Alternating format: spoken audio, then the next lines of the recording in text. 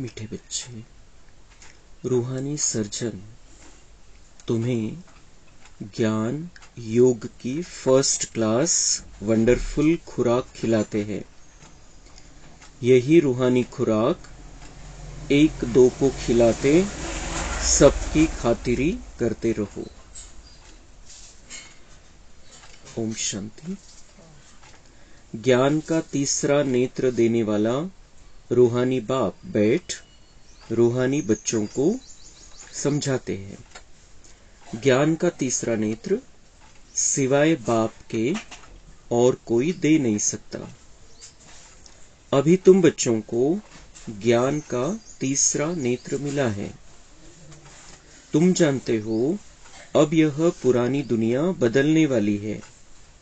बेचारे मनुष्य नहीं जानते कि कौन बदलाने वाला है और कैसे बदलाते हैं, क्योंकि उन्हों को ज्ञान का तीसरा नेत्र ही नहीं है।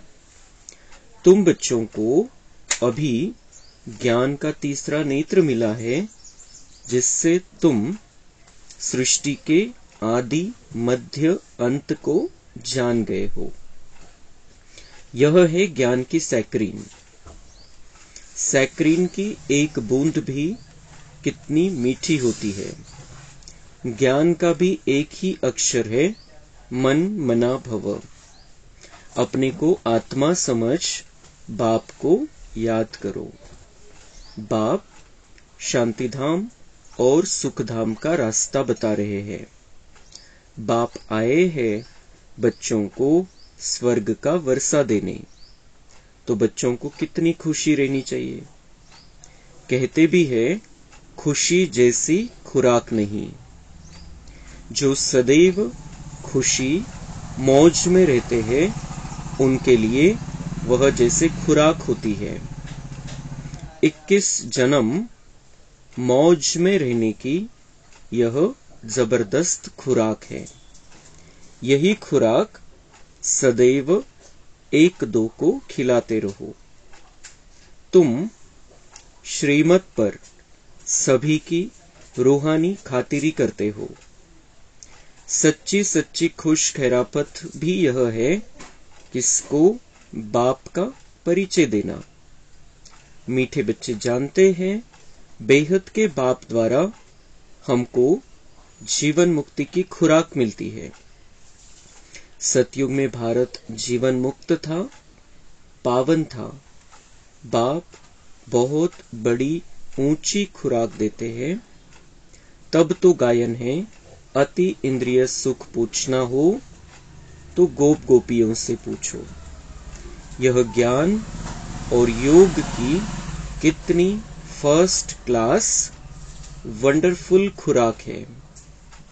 और यह खुराक एक ही रूहानी सर्जन के पास है, और किसी को इस खुराक का मालूम ही नहीं है।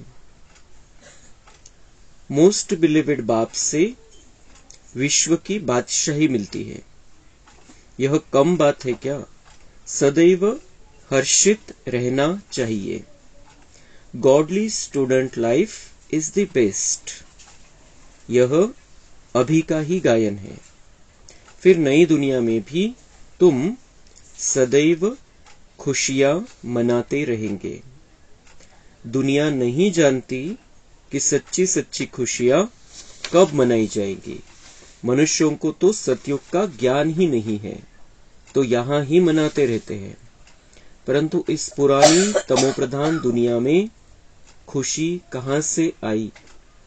यहां तो त्राही त्राही करते रहते हैं। कितना दुख की दुनिया है। तर बाबा म्हणताय की तुम्ही आनंदी राहायचंय, खुश राहायचंय, हर्षित राहायचंय। बाबा हमें विश्व की बादशाही देता है। साधी छोटी गोष्ट थोडीच आहे, खूप मोठी गोष्ट आहे की बाबा आपल्याला विश्वाचा बादशाह बनवण्यासाठी हे सगळं ज्ञान देतोय। हे सगळं जे शिकवायचं त्याचा उद्देश आहे, त्याची अशी इच्छा आहे की आपण या विश्वाचा मालक बनाओ, विश्वाचा राजा बनाओ। तो हमें कितनी खुशी होनी चाहिए। जो बातें हमें पता है दुनिया वालों को कुछ भी पता नहीं है। ये सभी बातें सिर्फ हम जानते हैं।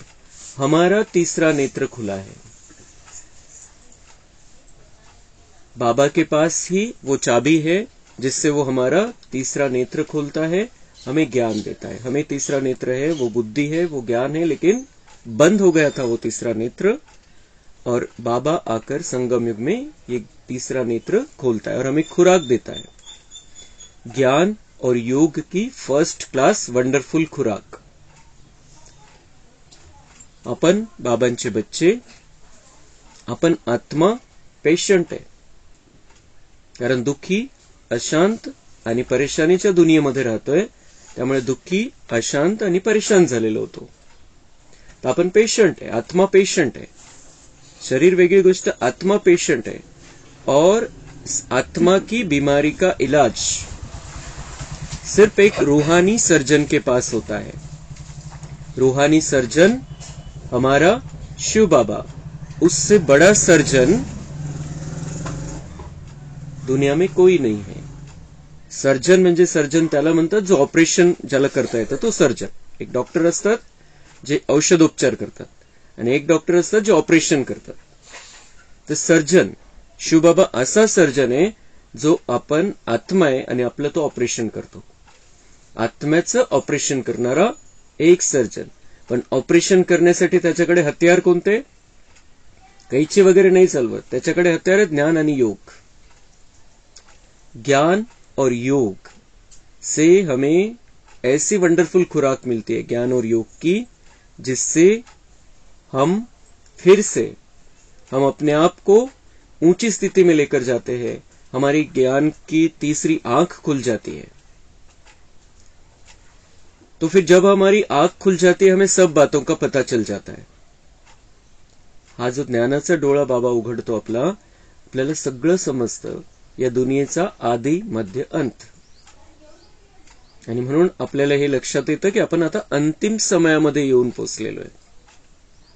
अंतिम समय आलेला आहे, अंतिम समयामध्ये येऊन पोहोचलेलो आहे, आणि आता आपल्याला घरी परत जाऊन आपल्या सुंदर दुनियेमध्ये परत पुन्हा यायचं आहे, जिथं आपण 5000 वर्षापूर्वी राहत होतो।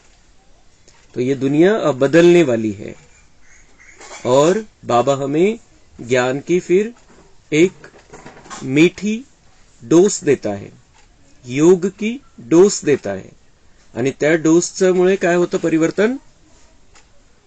तो डोस आपण रोज घेतो, रोज बाबा आपल्याला मुरलीच्या द्वारे हा डोस देत असतो ज्ञान आणि योगाचा। त्याच्याद्वारे परिवर्तन हे होतं की आपण पुन्हा पहिल्यासारखे तयार होऊन जातो, घरी जायला पण रेडी आणि सत्युगामध्ये राहायला पण रेडी। तो ये खुराक, वेगवेगळ्या प्रकारचे डोस असतात दुनियेमध्ये, वेगवेगळ्या प्रकारचे डॉक्टर आहे आणि वेगवेगळ्या प्रकारचे डोस आहे। तर त्याच्या आता समजा आपण जे जनरल डॉक्टरकडे जातो, ॲलोपॅथीचा जो डॉक्टर असतो, जे गोळ्या लिहून देतात मेडिकल मधल्या, तर ते एक दुखणं असेल त्याला 3-4 प्रकारच्या गोळ्या दिल्या जातात, 2 प्रकारच्या दिल्या जातात, 4 प्रकारच्या दिल्या जातात एका दुखण्याला। आयुर्वेदिक मध्ये पण वेगवेगळे औषधं दिले जातात, पण होमिओपॅथी अशी आहे की होमिओपॅथीमध्ये आपलं जे काही असेल, जे काही दुखणे असतील आपले, ते सगळ्या दुखण्यांसाठी तो एकच खुराक बनवतो। त्याच गोळ्या 2 वेळा घ्यायला सांगेल, 3 वेळा घ्यायला सांगेल। असं नाही की ही याच्यासाठी, ती त्याच्यासाठी, ती त्याच्यासाठी। त्यांना त्या होमिओपॅथीच्या डॉक्टरना जर सांगितलं तर ते म्हणतात की त्याच्यामध्ये मी सगळं टाकलेलं आहे, जे काही लक्षण आहे, जे काही प्रॉब्लेम आहे तुमचे, तर त्याच्यामध्येच ते सगळं मिक्स करून दिलेलं असतं। तर बाबा पण आपल्याला कोणता डोस देतोय? मन मना भव। खुराक कोणती? मन मना भव, एकच डोस। स्वयं को आत्मा समझकर मुझ एक परमात्मा को याद करो। हा डोस आपल्याला रोज घ्यायचा आहे, आणि रोज घेऊ आपण हा डोस, तर त्याचा परिणाम असा होईल की आपण पुन्हा आपल्याला जे जीवन जसं पाहिजे होतं, जे आपण सतयुगामध्ये जगलो होतो, ते जीवन आपल्याला पुन्हा प्राप्त होईल। हा डोस कंटिन्यू घेत राहायचा। ते जे औषध असतात ते एकदा घ्यायचे असतात, 2दा घ्यायचे असतात, 3दा घ्यायचे असतात। हा डोस आपला कंटिन्यूस आहे, कंटिन्यू चालू असला पाहिजे। हा विसरायचाच नाही आपल्याला। स्वयं को आत्मा समझकर परमात्मा को याद करणार, आणि त्याच्यासारखी खुशी कशामध्ये नाही. तर बाबा म्हणतात हा डोस कसा आहे, हा जसं असं तुम्ही असं पकडा की सॅक्रिन नाहीये. सॅक्रिन म्हणजे एक छोटीशी गोळी असते, समजा एक चमचाभर साखर टाकावी लागेल चहा गोड करण्यासाठी, पण ती एक छोटीशी गोळी येते, सॅक्रिन म्हणतात त्याला. ती टाकली की पूर्ण चहा एकदम फुल, त्याच्यापेक्षा गोड होऊन जातो साखरेपेक्षा. तर साखरेपेक्षा 1000 पट गोड आहे ते सॅक्रिन आहे, सॅक्रिनची गोळी. तर तसं बाबा म्हणतात मी तुम्हाला एक सॅक्रिन देतोय, मन मना भव. डोस पण आहे, ती सॅक्रिनची गोळी पण आहे. तर खूप खुशी रहेल, इतकी गोडी येऊन जाईल जीवनामध्ये. दूसरे किसी को भी याद करेंगे तो बाबा के साथ वियोग हो जाएगा, योग नहीं रहेगा, वियोग हो जाएगा. और वियोग में दुख है. अभी कलयुग के अंत समय में दूसरों की याद आएगी, लेकिन सेवा के लिए आनी चाहिए. कितनी आत्मा है, बाबा का बच्चा है, मुझे जो सहयोग देना है, जो मैं दे सकता हूं वो सहयोग देना है, वाइब्रेशन देने हैं, अच्छी बातें सुनानी है, लेकिन याद मन और बुद्धी में एक बाबा की रहनी चाहिए. तर हा खुराक आपल्याला स्वतःलाही घ्यायचा आहे आणि दुसऱ्यांची खातिरी करायची. आपण दुसऱ्यांना बोलवतो, दुसरे आपल्या घरी येतात, आपल्याकडे येतात, आपण पाहुणचार करतो, चहा पाणी स्वयंपाक बनवतो. तो पाहुणचार तो ठीक आहे, तो करतो आपण, करावा लागतो आणि करतो पण आपण आनंदाने. पण त्याच्यासोबत बाबा म्हणताय सबसे अच्छा अगर उनको कुछ दे सकते हो तो बाप का परिचय दो. बाप का परिचय. पाहुणचार कसा करायचा आहे खरा, बाबांचा परिचय. की आम्ही असं स्थिर राहतोय, शांत राहतोय, त्याच्या मागे बाबा आहे, बाबांचं ज्ञान आहे. आणि त्यामुळे आम्ही टेन्शन नाही घेत. आम्ही स्थिर राहतो, आम्ही शांत राहतो, आम्ही सदा खुश आहे, संतुष्ट आहे, काही झालं त्याच्यामध्ये समाधानी आहे, असं तर सांगू शकतो आपण कोणाला पण. आपल्या जीवनातून बाबांचा परिचय नाही डायरेक्ट देता येत आपल्याला, तर आपल्या जीवनातून तर देऊ शकतो आपण. तो बाबा म्हणते एक दूसरे की भी खातिरी ऐसे करो, सबसे अच्छी खातिरी है बाप का परिचय देना.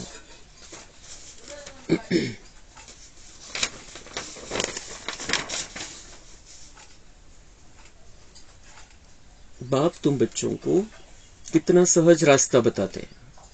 गृहस्थ व्यवहार में रहते कमल फूल समान रहो, धंदा धोरी आदि करते भी मुझे याद करते रहो. काही सोडायला नाही सांगत. बाबांनी कधीच कोणत्याच मुरलीमध्ये नाही सांगितलं की कमंडल लेके निकल जाओ घर से बाहर, संन्यास ले लो, घर में नहीं रहना है, अपने कर्तव्यों को छोड़ दो, अपनी जिम्मेदारी को छोड़ दो और कमंडल ले लो और निकल जाओ. कधीच नाही सांगितलं.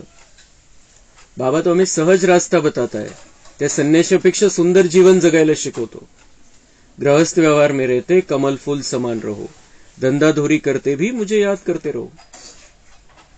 माझी आठवण जे काही करताय ते करत राहा, काहीच बंद करायची गरज नाहीये. माझी आठवण करा ते सगळं करत असताना, आणि कमळाच्या फुलासारखं करा. कलियुगाचं चिखल तुमच्या अंगावरती येऊ देऊ नका, तुम्ही सेफ राहा कमळाच्या फुलासारखं. तुम मीठे बच्चों को कितनी खुशियां होनी चाहिए, तुम्हारे लिए तो सदैव खुशी ही खुशी है. बेहद का बाप हमको पढ़ा रहे हैं, वाह यह तो कभी न सुना न पढ़ा. किती आनंद, एकाच गोष्टीचा किती आनंद पाहिजे आपल्याला. एक तो बाबा हमें विश्व का बादशाह बना रहा है. दूसरी खुशी किस बात की होनी चाहिए, बहुत सारे कारण हैं कि हमें खुश रहना है. संगम युग में हम आ गए हैं. बाबा म्हणते तुम्हें इस बात की खुशी होनी चाहिए कि बेहद का बाप हमको पढ़ा रहा है. कौन पढ़ा रहा है, मुरली किसकी है? बेहद का बाप, जो सभी आत्माओं का बाप है, जो देवों का देव है, जो परमपिता परमात्मा भगवान ईश्वर अल्लाह गॉड, अलग अलग नामों से लोग उसको पुकारते हैं. वो हमारा बाप भी है, शिक्षक भी है, सद्गुरु भी है, और वो हमें पढ़ाता है. हे कधी ऐकलं नव्हतं, कधी वाचलं नव्हतं, कधी कोणी सांगितलं नाही, कधी आपल्या स्वप्नात नाही आलं. ये भगवान की मुरली, भगवान के महावाक्य सुनने का चांस हम कुछ गिनी चुनी आत्माओं को है, सगळ्यांचं नशिबात नाहीये. तो हमें इस बात की कितनी खुशी होनी चाहिए. भगवान वाच, मैं तुमको राजयोग सिखाता हूं, तुम रूहानी बच्चों को राजयोग सिखा रहा हूं, तो पूरी रीति सीखना चाहिए, धारणा करनी चाहिए, पूरी रीति पढ़ना चाहिए, मग बाबा म्हणतात त्या आनंदामध्ये शिकून घ्या, सगळं समजून घ्या. मी समजून सांगतोय तुम्हाला, राजयोग शिकवतोय. खूप चांगल्या प्रकारे गंभीरतेने बाबांची मुरली ऐकायची, आपल्या स्वतःसाठी ऐकायची की बाबा मुझसे क्या बात कर रहा है, बाबा मुझसे क्या चाहता है, बाबा को मैं कैसे मदद कर सकता हूं. जितना देर हम मुरली सुनने के लिए बैठते हैं उतना देर हम शांति में रहते हैं, उतना देर हम शांती के व्हायब्रेशन फैला रहे. आपल्यामध्ये तर ज्ञान तर येतच आहे, बाबांची शक्ती तर येतीच आहे, पण ऑटोमॅटिक आपण आत्मा इथं स्थिर होऊन बसलेलो आहे, सगळ्यांचे व्हायब्रेशन सेम झालेले आणि त्यामुळे ती शक्ती आलेली आणि सगळीकडे पसरता है तरंग.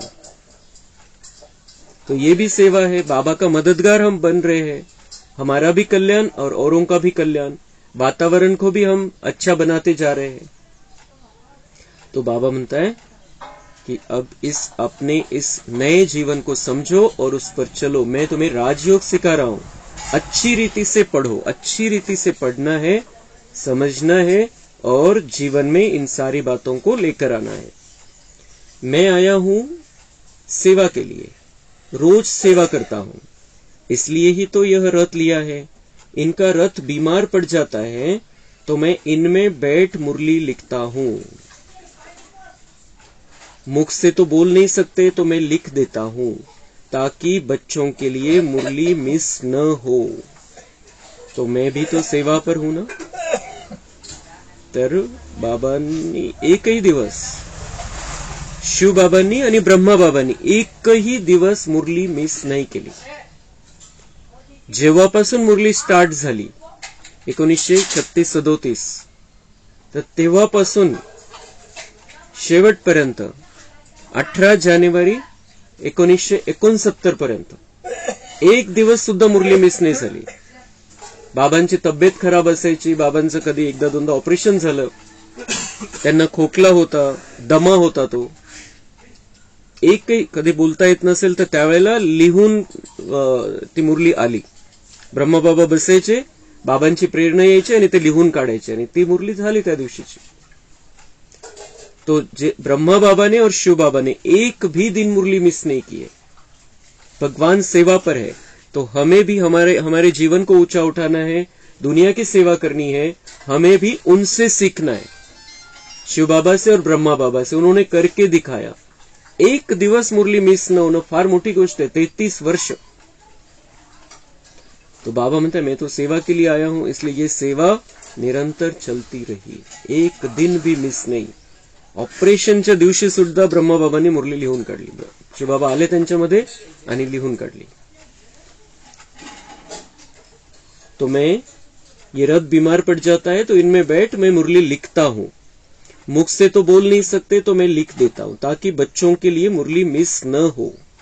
तो मैं भी सेवा पर हूं ना. यह है रूहानी सेवा. बाप मीठे मीठे बच्चों को समझाते हैं, बच्चे तुम भी बाप की सर्विस में लग जाओ, ऑन गॉड फादरली सर्विस. सारे विश्व का मालिक बाप ही तुमको विश्व का मालिक बनाने आए हैं. बाबा म्हणता है आप भी सेवा में, मैं भी सेवा पर हूं, आप भी सेवा में लग जाओ, आप भी ईश्वरीय सेवा पर रहो. सारे विश्व का मालिक बाप तुम्हें विश्व का मालिक बनाने आए हैं. वो खुद विश्व का मालिक है, हमें विश्व, लेकिन वो मालकियत दिखाता नहीं है, मालकियत उसकी वो प्रस्थापित नहीं करता है. बाबा मालक बनून काही करतोय असं कधीच नाही की तो राजा बनला, तो महाराजा बनला आणि चालवतोय राज्यकारभार. हमें मालिक बनत आहे. मालक तो आहे, तसा बॉस तर तो आहे. जसे एक अध्यक्ष असतो आणि एक कार्याध्यक्ष असतो. अध्यक्ष काही करत नाही, कार्याध्यक्ष समोर होऊन सगळं काही करत असतो. तर तो अध्यक्ष आहे, पण तो कार्याध्यक्ष आपल्याला बनवतो. आपल्याला प्रॅक्टिकल मध्ये करायचंय. विश्व का मालिक, हमें विश्व का मालिक बनाने आया है.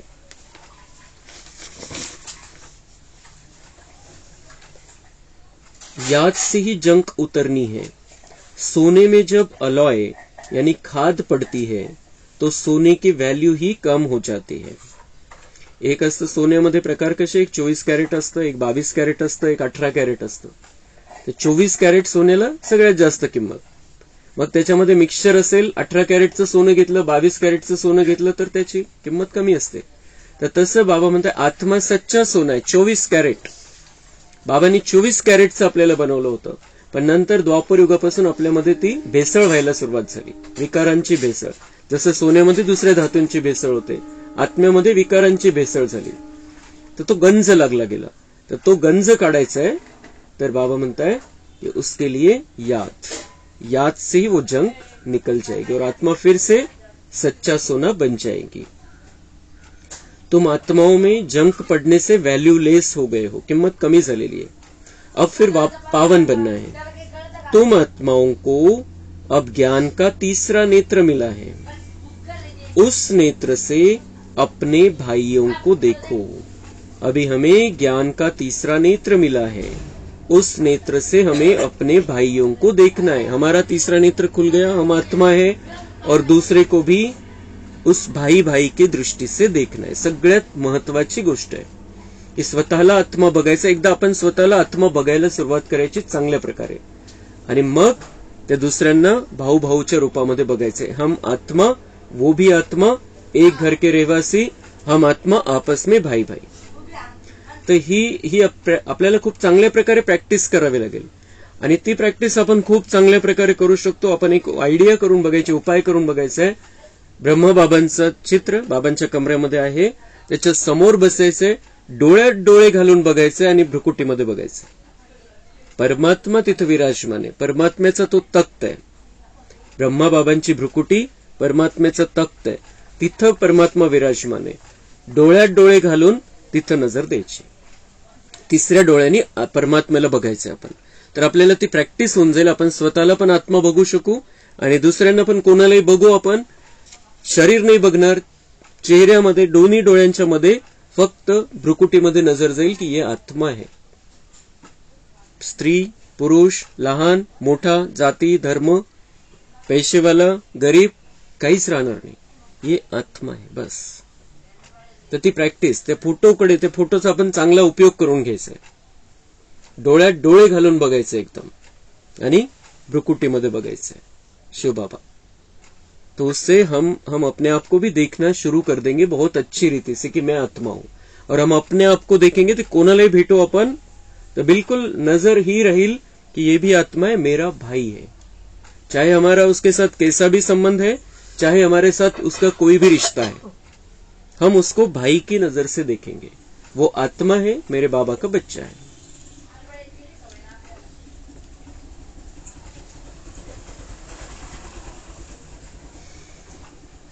तो भाई को देखने से कर्मेंद्रिया कभी चंचल नहीं होगी.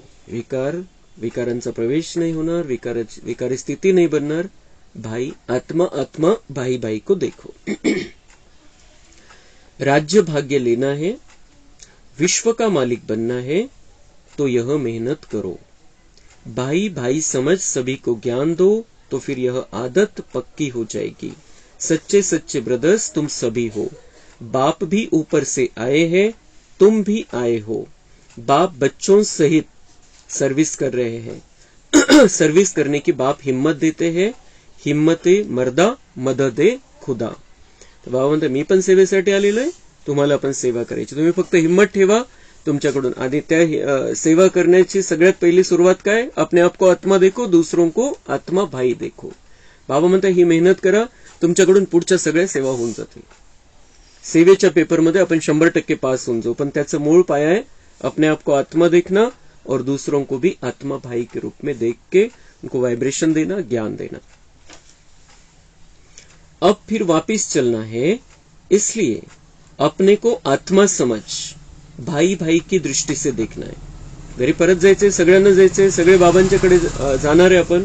तो हम भाई है, ओरिजिनल अपने उस स्वरूप को याद करना है, साथ में चलना है, वहां पर साथ में रहना है कुछ समय.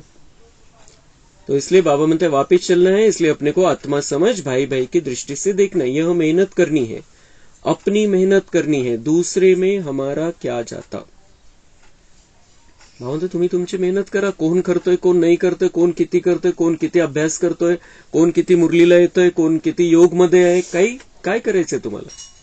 सबके लिए शुभ भावना रखो, की त्यांनी बिलकुल क्लिअर यावं, क्लिअर अभ्यास करावा, क्लिअर एकदम ज्ञान, चांगल्या प्रकारे मुरली ऐकावी, चांगल्या प्रकारे योग लावावा, ही शुभ भावना ठेवायची.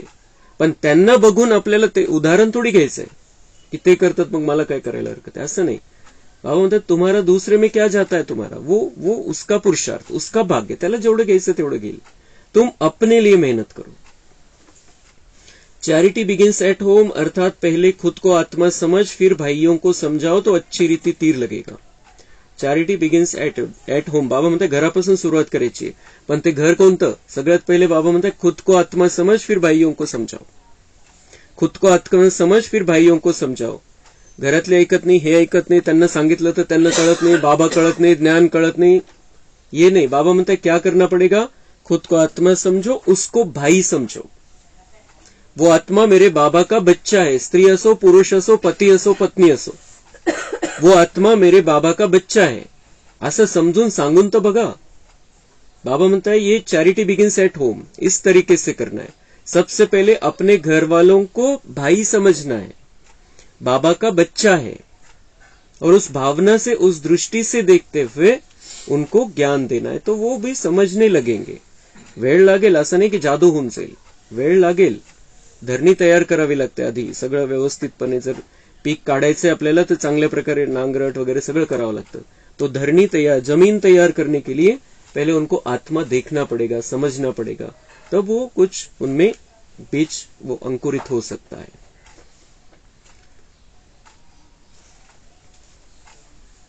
तो मेहनत करेंगे तभी ऊंच पद पाएंगे. बाप आए ही है फल देने के लिए, तो मेहनत करनी पड़े, कुछ सहन भी करना पड़ता है. बाबा म्हणते मी फळ देण्यासाठी आलेलो आहे, पण मग मेहनत तर करावी लागेल. असंच कसं फळ मिळेल?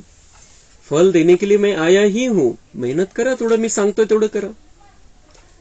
और फिर इसके लिए कुछ सहन भी करना पड़ता है, सहन करावं लागेल. कोई उल्टी सुलटी बात बोले तो तुम चुप रहो, उलट उत्तर देऊ नका. आपली बाजू सांगू शकता, उलट उत्तर नाही द्यायचं. कोई उल्टी सुलटी बात बोले, बाबा म्हणते शांत राहून घ्या. तुम चुप रहेंगे तो फिर दूसरा क्या करेगा? तुम्ही काहीच बोलले नाही तर समोरचा किती वेळ बोलू शकतो? 5 मिनिट, 10 मिनिट, 15 मिनिट, अर्धा तास, अजून किती बोलेल? नाही तर मग वाढत जातं, मन खराब होतात. त्याच्यापेक्षा बाबा म्हणतात चुप बसा त्यावेळेला. तुम चुप रहेंगे तो फिर दूसरा क्या करेगा? ताली 2 हाथ से बजती है, एक ने मुख की ताली बजाई, दूसरा चुप कर दे तो वह आपे ही चुप हो जाएंगे. आणि त्यावेळेला चुप बसायचं म्हणजे चुप बसायचं आणि त्याला रागाने बघायचंय असं नाही. चुप बसायचं याचा अर्थ बाबा आपल्याला असं सांगत असतो की अपनी शांति की स्थिति में स्थित हो जाओ, अपने आप को आत्मा समझो, बाबा से किरणें लो, उनको दो. चुप हो जाओ म्हणजे बोलायचं काहीच नाही, राग धरून बसायचं मनामध्ये, ये बाबा नहीं सिखाता है हमें कभी भी.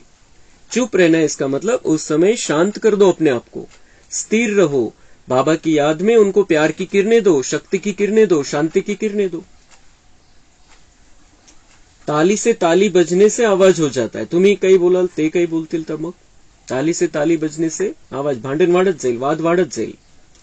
बच्चों को एक दो का कल्याण करना है. जो वाद विवाद में है, बाबा म्हणते उनका भी तो कल्याण करना है आपको. आप सेवा पर हो, आपका जीवन सेवा का जीवन है.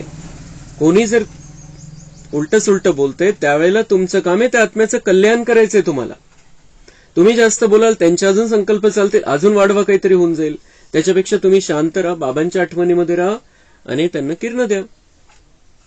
तो उनका कल्याण कैसे होगा कि उनके मुख से ज्यादा बोल नहीं निकलेंगे जिससे उनका पाप बनेगा. ते पण शांत होऊन जातील आणि त्यांनाही थोडं हळूहळू रिअलाइज होऊन जाईल की हा आपलं थोडंसं आपण विचार करायला पाहिजे होता, थोडंसं चुकलं आपलं. पण आपण जर विषयाने विषय तर दुसरेच कुठंतरी एक विषय निघालेला असतो, कुठंतरी चालला जातो तो विषय. म्हणून बाबा हे जे शिकवतात आपल्याला ते आपल्याला प्रॅक्टिकल मध्ये करायचंय. बाप समझाते बच्चे सदैव खुशी में रहना चाहते हो तो मन मना भव. यावेळेला पण बाबा तेच वापरताय. सदैव खुशी में रहना चाहते हो तो मन मना भव. मन मेरे में लगा लो उस समय. तुम ब्राह्मण हो, फिर देवता बनने वाले हो. इस संगम युग को थोड़े ही छोड़ेंगे, नहीं तो पार कैसे जाएंगे? कूदेंगे थोड़ी. भावांते उडी मारून कोणी जाऊ शकत नाही कलियुगामधून डायरेक्ट सतयुगामध्ये. संगम युग को छोड़ ही नहीं सकते. संगम युग को छोड़ दिया, कलयुग से फिर द्वापर में आ जाएंगे, फिर द्वापर में नीचे आना पड़ेगा. इसलिए कूद नहीं सकते. भावांते उडी मारायचा चान्स नाही. संगम युगामध्ये राहावं लागेल, मग तुम्ही सतयुगामध्ये येऊ शकता. कोणी आणि दुनियेमधला कोणीही संगमयुगामध्ये नाही आला, बाबांचा बच्चा नाही बनला, ब्राह्मण नाही बनला, तो देवता बनूच शकत नाही. बाबा म्हणते कूदने का चान्स नाहीये. तुम्ही कलियुगामध्ये गेले परत, तुम्हाला द्वापरमध्ये खाली यावं लागेल. सतयुग त्रेता तुमच्यासाठी कॅन्सल होऊन जाईल. आणि कोणी बाबाचा बच्चा बनत नाहीये, तो येणारच नाहीये सतयुग आणि त्रेतामध्ये. बाबा म्हणते कूदने का कोई चान्स नहीं, संगमयुग मध्ये होऊनच तुम्हाला सतयुगामध्ये पोहोचावं लागेल. तो यह वंडरफुल संगम युग है. तो बच्चों को रूहानी यात्रा पर रहने की आदत डालनी है. तुम्हारी फायदे की बात है. बाबा हमारा माता पिता आहे. बाबा म्हणतात तुमच्या फायद्यासाठीच सांगतो, माझं काही नाही याच्यामध्ये. या सगळ्या ज्या गोष्टी मी तुम्हाला समजवतोय तुमच्या फायद्यासाठी. बाप की शिक्षा भाइयों को देनी है. बाप कहते मैं तुम आत्माओं को ज्ञान दे रहा हूं, आत्मा को ही देखता हूं. मनुष्य मनुष्य से बात करेंगे तो उनके मुख को देखेंगे. तुम आत्मा से बात करते हो तो आत्मा को ही देखना है. भल शरीर द्वारा ज्ञान देते हो, परंतु इसमें शरीर का भान तोड़ना होता है. तुम्हारी आत्मा समझती है परमात्मा बाप हमको ज्ञान दे रहे हैं. बाप भी कहते आत्माओं को देखता हूं, आत्माएं भी कहती है हम परमात्मा बाप को देख रहे हैं, उनसे नॉलेज ले रहे हैं. इसको कहा जाता है स्पिरिचुअल ज्ञान की लेन देन. आत्मा की आत्मा के साथ, आत्मा में ही ज्ञान है, आत्मा को ही ज्ञान देना है. बाबा मतलब मैं भी तुमको आत्मा देखता हूं, तुम भी किसी को भी आत्मा ही देखो और ज्ञान की लेन देन करो. परमात्मा बाप, हम आत्माओं से बात करते हैं, हमें भी अपने आत्मा भाइयों से बात करनी है, उनको वैसे ही देखना है, उसी नजर से देखना है. यह नई आदत डालनी है तो फिर शरीर का भान निकल जाएगा. माया के तूफान कम आएंगे, बुरे संकल्प नहीं आएंगे, क्रिमिनल आई भी नहीं रहेगी. ही नवी आदत, ही नवी सवय लावा. बाबा म्हणता है अपने आप को आत्मा समझना, बाबा को परमात्मा के रूप में देखना, उनसे किरणें लेना और दूसरों को भाई के रूप में देखना. आत्मा आत्मा भाई भाई. त्याचे फायदे काय होतील, ही सवय लावून घ्या. त्याचे फायदे काय होतील, शरीर का भान निकल जाएगा. आपण आत्मभानामध्ये राहायला लागू. शरीराचं भान हे वरचं कव्हर आहे आणि कितीतरी बदलले आपण. वरचा कपडा कितीतरी वेळा बदलला, मी तर तसाच आहे. तो हमारा वो भान वापिस आ जाएगा. मैं जो हूं वो अपने आप को समझने लगूंगा.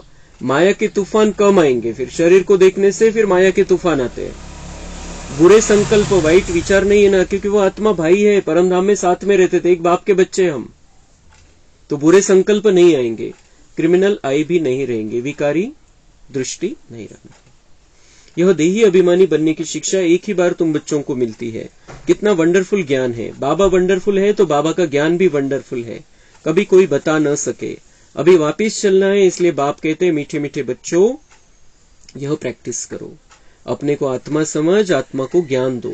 तीसरे नेत्र से भाई भाई को देखना है, यही बड़ी मेहनत है.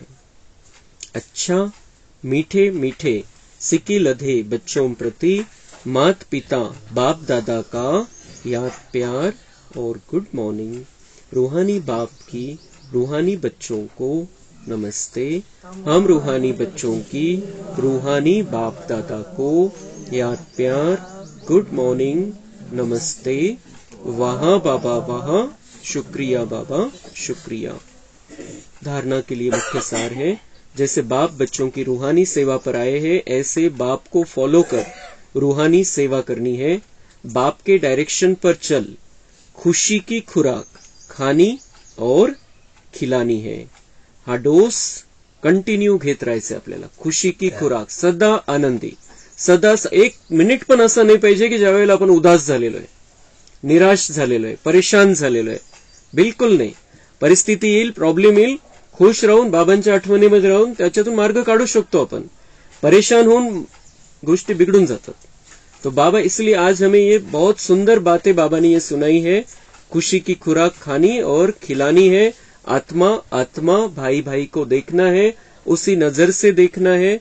बहुत अच्छी रीति से अपना नया जीवन का चित्र हमें अभी बना लेना है. यहाँ पर ही उस जीवन के हिसाब से चलना है, रहना है, बोलना है, बात करनी है, एक दूसरे के बारे में सोचना है, भावनाएं रखनी है, जैसा हम सतयुग में रखेंगे. लेकिन उसका आधार क्या है? खुश रहेंगे तो वो सारी बातें होंगी, नाराज रहो तो काहीच होणार नहीं. तो ये खुशी की खुराक खानी और खिलानी है. कोई उल्टी सुल्टी बात बोले तो चुप रहना है. मुख की ताली नहीं बजानी है, सहन करना है। वरदान है, दृढ़ता की शक्ति से मन बुद्धि को सीट पर सेट करने वाले सहज योगी भव।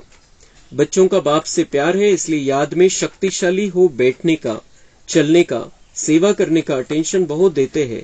लेकिन मन पर अगर पूरा कंट्रोल नहीं है, मन ऑर्डर में नहीं है, तो थोड़ा टाइम अच्छा बैठते हैं, फिर हिलना डुलना शुरू कर देते हैं।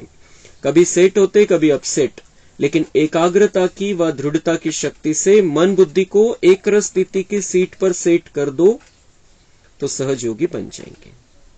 तो योग करताना पण सहज योगी, मुरली ऐकताना पण सहज योगी आणि दिवसभरामध्ये पण सहज योगी।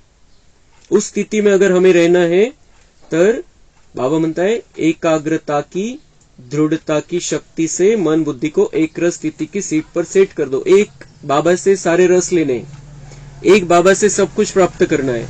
अगर बाबा में नजर लगी हुई रहेगी तो हम स्थिर रहेंगे, शांत रहेंगे, मुरली के समय भी, योग के समय भी और दिन भर भी। नहीं तो बाबा म्हणता है फिर क्या होता है, हिलना डुलना, कुछ समय तो अच्छा बैठते हैं, हिलना डुलना शुरू हो जाता है। एक बाबा में कनेक्शन होगा, एक बाबा में मन लगा हुआ होगा, एक बाबा से सर्व संबंध होंगे, तो हमारे अंदर वो ताकत आ जाएगी, वो स्थिति हमारी बन जाएगी जो हम जुड़े रहेंगे बाबा के साथ, और यही सहज योग है। स्लोगन, जो भी शक्तियां हैं उन्हें समय पर यूज करो तो बहुत अच्छे अच्छे अनुभव होंगे। शक्तींना वापरा। बाबा म्हणतात वेळ आली नंतर आठवून काही फायदा नाही। हम बहुत शक्तिशाली आत्मा है, सिर्फ उस समय उस शक्ति को जागृत करणे। केव्हा सामना करायचा आहे, केव्हा सहन करायचंय, केव्हा सहयोग करायचा आहे, केव्हा पारखायचंय, केव्हा निर्णय घ्यायचा आहे, प्रत्येक शक्तीला वापरायचे ज्या वेळेला जशी परिस्थिती असेल। तर बाबा म्हणते तुम्ही वापरा, तुम्हाला खूप चांगले चांगले अनुभव येतील। आजचा पॉइंट, अब हर एक ब्राह्मण ब्रह्मा बाप समान चैतन्य चित्र बने। जसं ब्रह्माबाबांचं जीवन तसं आपलं जीवन, चैतन्य चित्र, चालतं बोलतं चित्र। क्या हाँ ये ब्रह्मा जैसे लग रहे, ऐसी स्थिती आपल्याला बनवायची। आपण खूप कमी अजून ती स्थिती बनवायची, पण बाबांची इच्छा आहे, बाबांना माहिती आहे आपल्यामध्ये कॅपॅसिटी आहे, आपण बनवू शकतो। म्हणून तर बाबा असं वेस्ट थोडी बोलणार आहे, व्यर्थ गोष्टी थोडी बोलतो बाबा। बाबांना माहिती आहे आपण करू शकतो। खूप मोठी गोष्ट बाबांनी सांगितली, ही साधी गोष्ट नाहीये। अब हर एक ब्राह्मण ब्रह्मा बाप समान चैतन्य चित्र बने, बिल्कुल त्यांच्यासारखे वाटले पाहिजे, ब्रह्मा बाबांसारखे। तो हम बन सकते हैं, हमारे में कैपेसिटी है, बाबा जानता है, इसलिए बाबा हर एक ब्राह्मण के बारे में बोल रहा है। लाइट और माइट हाउस की झांकी बने। लाइट और माइट हाउस की झांकी, मिरवणूक काढतात बाबा म्हणताय तुमची कंटिन्यू मिरवणूक आहे।